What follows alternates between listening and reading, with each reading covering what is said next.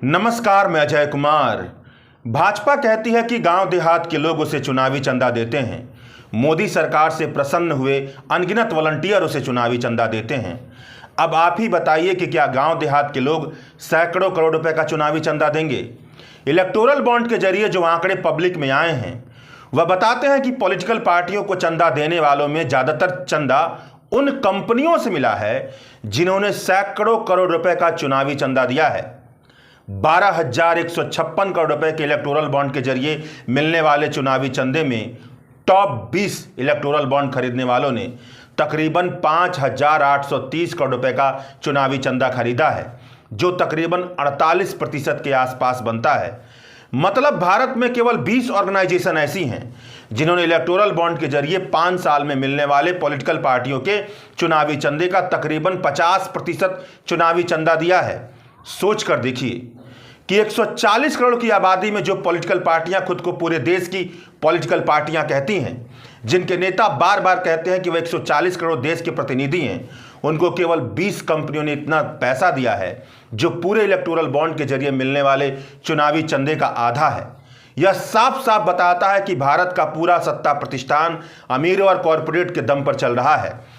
पूरे सत्ता प्रतिष्ठान को चंद पूंजीपति पैसा खिला रहे हैं और इन्हीं के दम पर सत्ता प्रतिष्ठान चल रहा है। इनमें से ज्यादातर कंपनियां वे हैं जिन पर भारत सरकार की जांच एजेंसियों का छापा पड़ा है, जिन पर भ्रष्टाचार और टैक्स चोरी के आरोप लगे हैं। साफ साफ दिख रहा है कि इन कंपनियों ने करोड़ों रुपए का चंदा देकर के हजारों करोड़ रुपए का बेईमान कारोबार चलाए रखने का जुगाड़ किया है। इलेक्टोरल बॉन्ड के जरिए चुनावी चंदा दो और धंधा लो, चंदा दो और अपना बेईमान धंधा करते रहो। इस तरह के भ्रष्टाचार के समंदर जैसी संभावनाओं का जबरदस्त खुलासा हो चुका है। सुप्रीम कोर्ट ने अपने फैसले में यह बात कही थी कि इलेक्टोरल बॉन्ड के जरिए चुनावी चंदा देने वाली पॉलिटिकल पार्टियों की लिस्ट और इलेक्टोरल बॉन्ड खरीदने वालों की लिस्ट चुनाव आयोग की वेबसाइट पर डालकर पब्लिक कर दिया जाए। मगर सुप्रीम कोर्ट ने अपने फैसले में यह बात नहीं कही थी कि किसने किस पॉलिटिकल पार्टी को चुनावी चंदा दिया, इस बात को भी पब्लिक किया जाए।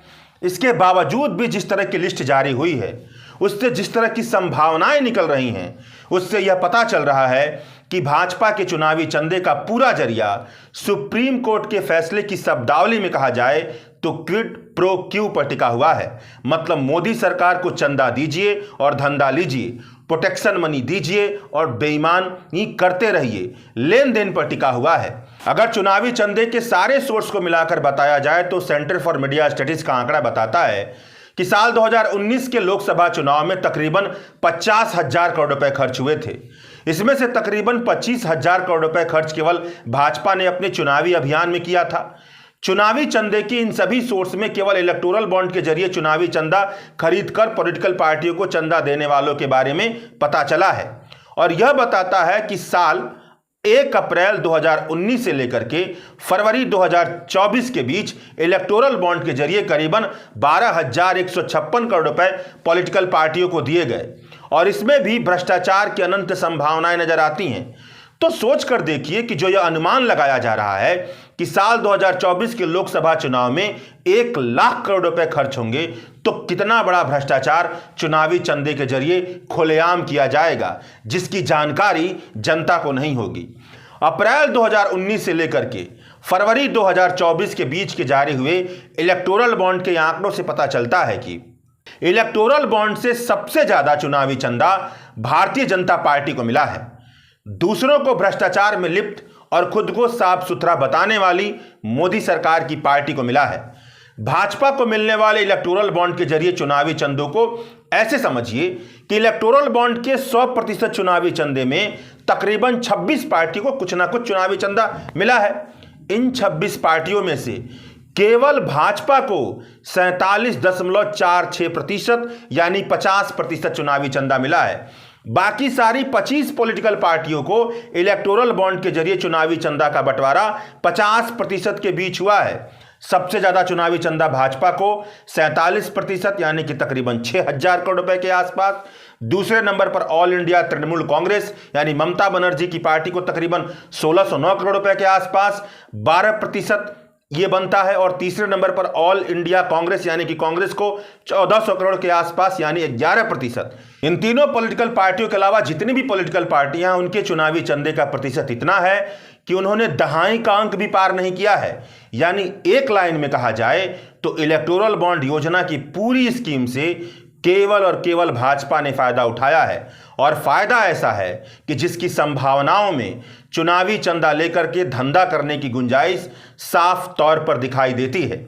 इलेक्टोरल बॉन्ड से मिलने वाले चुनावी चंदे के आंकड़ों को पढ़कर ऐसा लग रहा है जैसे स्टील, सीमेंट और कंस्ट्रक्शन की कंपनियों ने भाजपा को चुनावी चंदा दिया है और उसके बदले में आम लोगों के घर बनाने की कीमत बहुत ज्यादा महंगी हो गई है।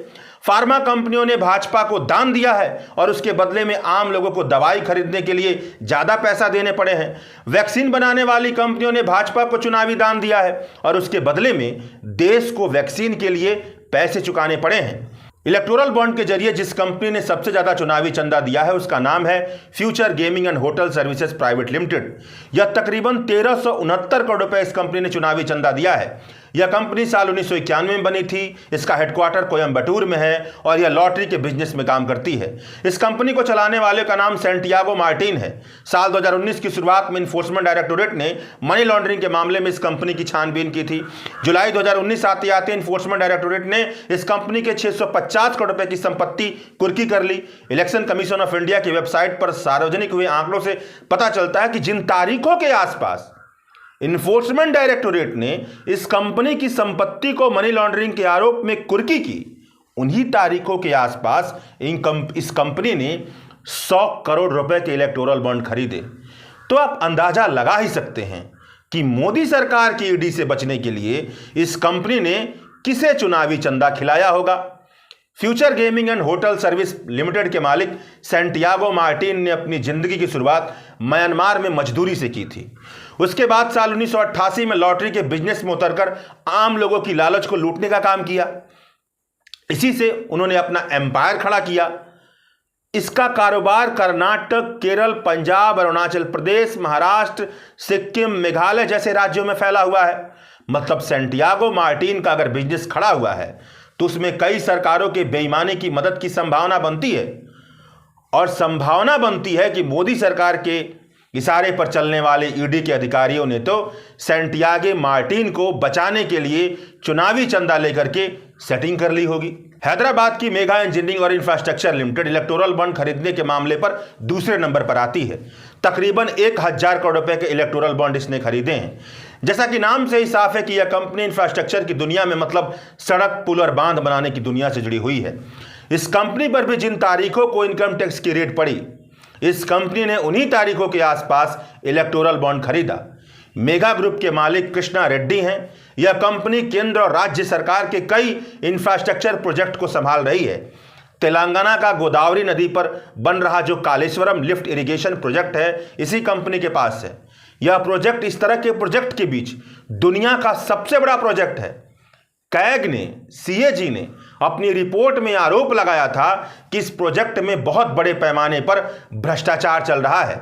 केंद्रीय मंत्री नितिन गडकरी की तरफ से जो जम्मू कश्मीर में जो जिला सुरंग बनाने का प्रोजेक्ट दिया गया है वह इसी कंपनी को मिला था। इस कंपनी के पास 500 करोड़ रुपए का डिफेंस प्रोजेक्ट भी है।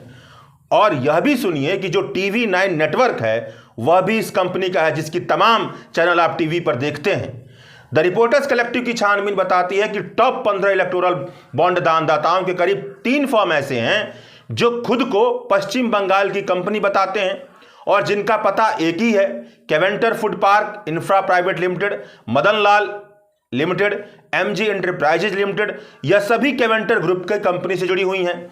इन तीनों फर्म को मिलाकर के 500 करोड़ रुपए से ऊपर का चुनावी चंदा दिया गया है। मदन लाल लिमिटेड ने 2019-20 में केवल 1 करोड़ 80 लाख रुपए का प्रॉफिट कमाया, मगर 185 करोड़ रुपए चुनावी चंदे में दे दिया। इलेक्टोरल बॉन्ड के जरिए जो तीसरे नंबर की चुनावी चंदा देने वाली कंपनी है उसका नाम quick supply chain private limited है। द रिपोर्टर्स कलेक्टिव की छानबीन बताती है कि इलेक्टोरल बॉन्ड के जरिए इस कंपनी ने 410 करोड़ रुपए पॉलिटिकल पार्टियों को दिए हैं। फाइनेंशियल रिकॉर्ड की छानबीन से इस कंपनी का पता चलता है कि यह कंपनी मुकेश अंबानी की रिलायंस ग्रुप की कंपनी से जुड़ी हुई है। 2021-22 के फाइनेंशियल ईयर में इस कंपनी का नेट प्रॉफिट केवल 21 करोड़ के आसपास था और इस कंपनी ने इलेक्टोरल बॉन्ड के जरिए चुनावी चंदा के तौर पर 360 करोड़ रुपए दिए। मतलब जितना प्रॉफिट था उसका तकरीबन 25 गुना से ज्यादा चुनावी चंदा दे दिया। भारत की बेईमान पॉलिटिकल पार्टियों को अपनी प्रॉफिट से 25 गुना ज्यादा चुनावी चंदा कौन देगा भाई? मुमकिन है कि यहां पर भयंकर भ्रष्टाचार छुपा हुआ है। इसके अलावा अनिल अग्रवाल की कंपनी वेदांता ग्रुप है, जो इलेक्टोरल बॉन्ड के जरिए चुनावी चंदा देने के मामले पर 5वें नंबर पर आती है। इसने तकरीबन 376 करोड़ रुपए का चुनावी चंदा केवल अप्रैल 2019 के समय पर दिया था, जबकि साल 2018 के बीचों बीच एनफोर्समेंट डायरेक्टोरेट ने इस कंपनी पर घूस लेकर के वीजा देने का आरोप लगाया था, जहां पर कुछ चीनी नागरिकों को नियमों में छेड़छाड़ करके वीजा देने का आरोप लगाया गया था।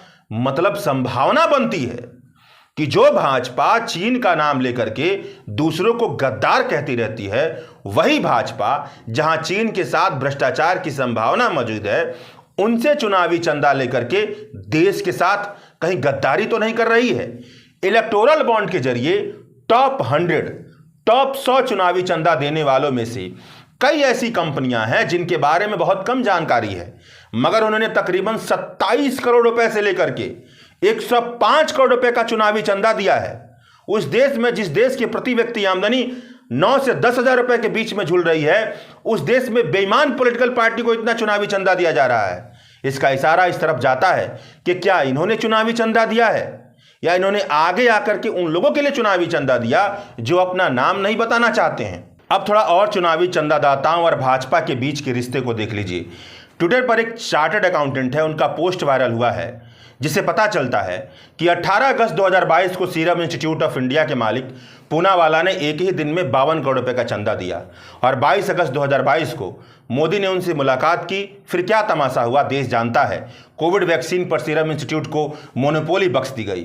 खनन समूह वेदांता ने 400 करोड़ रुपए से ज्यादा के इलेक्टोरल बॉन्ड दान दिए। फिर सरकारी कंपनी बीपीसीएल वेदांता को सौंप दी गई। सरगना को मिला चंदा, पंटर को मिला धंधा। नवयुग इंजीनियरिंग कंपनी ने 90 करोड़ के बॉन्ड खरीदे। यही कंपनी उत्तराखंड में सुरंग बना रही थी।